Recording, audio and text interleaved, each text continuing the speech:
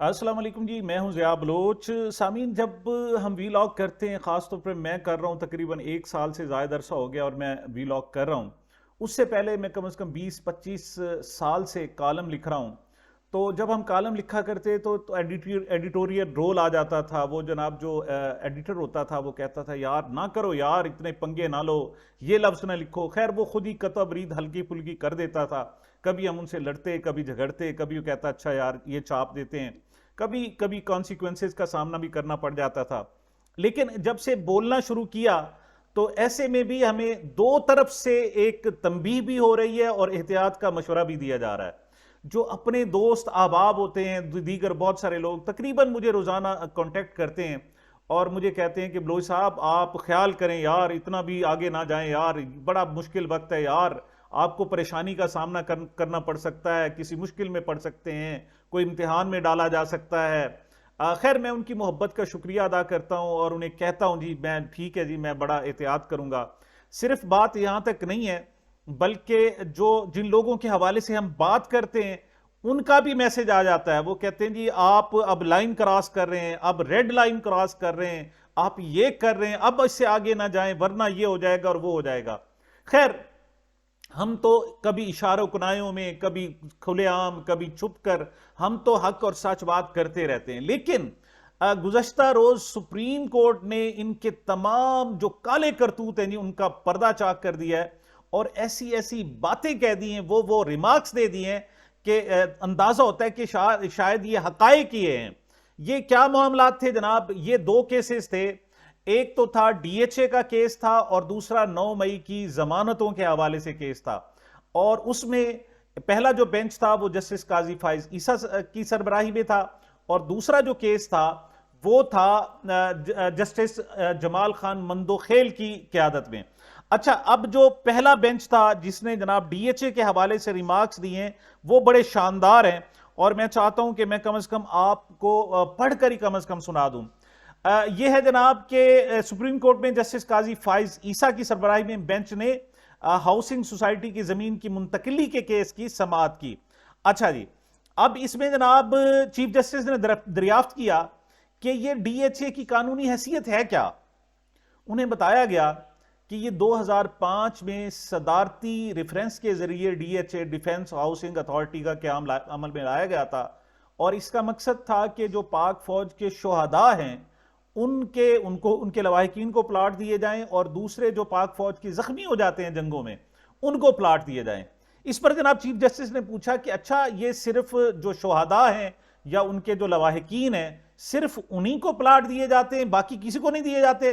उन्होंने कहा नहीं जी, कमर्शियल प्लाट भी होते हैं। तो इस पर जनाब जो रिमार्क्स दिए गए सुप्रीम कोर्ट की जानिब से, उन्हें कहा गया कि भाई आप अब धंधा कर रहे हो, सीधा सीधा पैसे कमा रहे हो, दरमियान में जनाब आप पाक फौज को तो ना ले आओ, उनको दरमियान में क्यों ले आते हो और उनको क्यों खराब करते हो।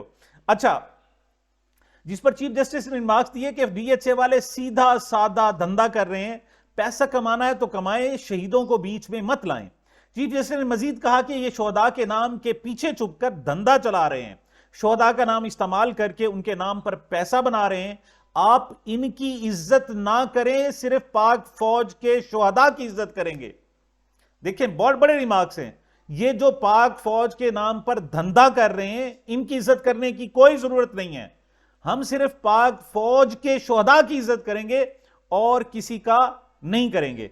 अच्छा, चीफ जस्टिस ने मजीद कहा कि यह गेम हमने बहुत बार देखा है। इस मामले 3 मरकजी किरदार हैं, परवेज मुशर्रफ, परवेज इलाही, बहरिया टाउन, जाहिद रफीक केस के मरकजी किरदार हैं। ये क्या ये पाकिस्तान के असल मालिक है? उन्होंने सवाल किया। अच्छा, यहां पर मैं परवेज इलाही साहब, आजकल चूंकि पीटीआई में बहुत सारे लोग ऐसे कहते हैं, वो कहते हैं जी उनकी नाम ना, वो तो उसने तो बड़ी पी काट ली है, जेल काट ली है, ये कर लिया है।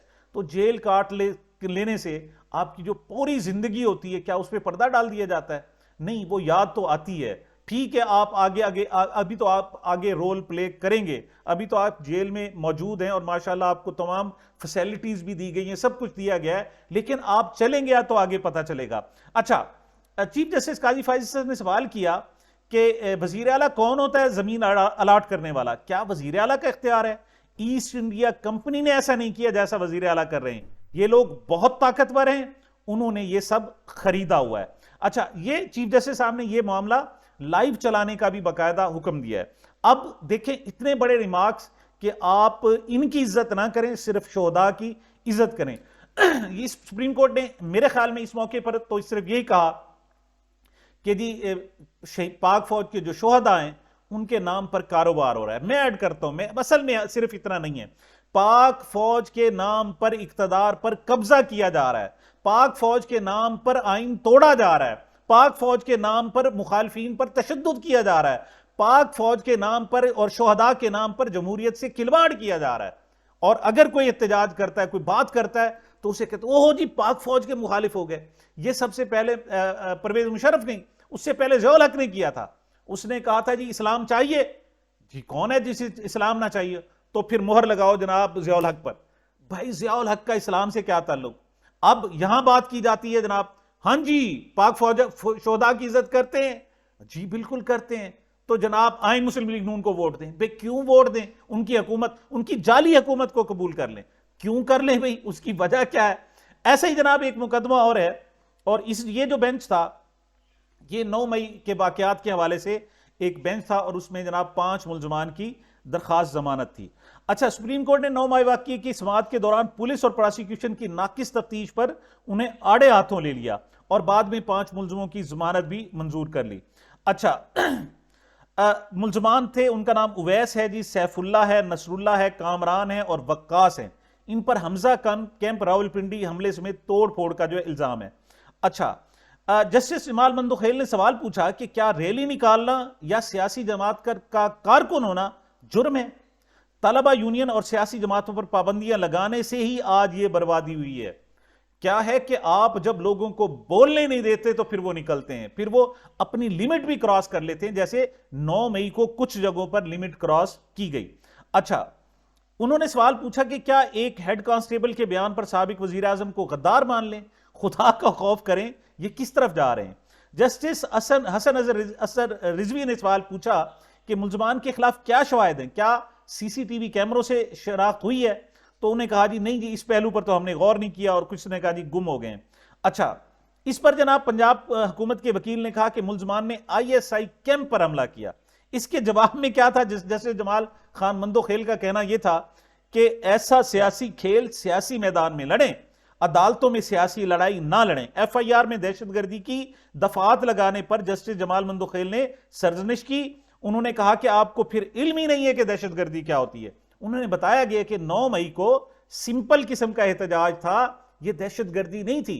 आप दहशतगर्दी समझना चाहते हैं तो जनाब जो आर्मी पब्लिक स्कूल पिशावर में हमला किया था वो दहशतगर्दी था। आप दहशतगर्दी 3 कम से कम जनाब उन्होंने इस हवाले से बताए। कोयटा में वुकला पर खुदकुश हमला हुआ था जिसमें कई 100 वुकला शहीद हो गए थे। उन्होंने कहा जी ये जनाब दहशतगर्दी होती है। उन्होंने कहा जी इस तरह अपना सियासी खेल ना खेलें।